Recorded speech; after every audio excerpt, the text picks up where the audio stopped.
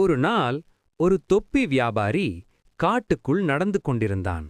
அவனிடம் நிறைய வண்ண வண்ண தொப்பிகள் இருந்தன. நடந்து நடந்து விட்டு சோர்வாகி ஒரு பெரிய மரத்தடியில் தூங்கிவிட்டான்.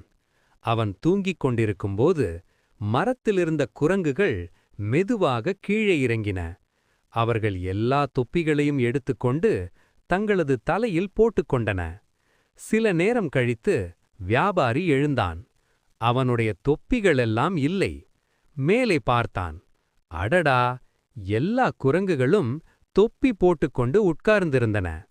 அப்போது வியாபாரிக்கு ஒரு புத்திசாலித்தனமான யோசனை வந்தது. அவன் தன் தலையிலிருந்த தொப்பியை கீழே எறிந்தான். அதை பார்த்த குரங்குகளும் அதே மாதிரி எல்லா தொப்பிகளையும் கீழே எறிந்தன. வியாபாரி எல்லா தொப்பிகளையும் எடுத்துக்கொண்டு மகிழ்ச்சியாக சென்றான். நெறி, புத்திசாலித்தனம் இருந்தால் எந்த பிரச்சனையும் தீர்க்கலாம்.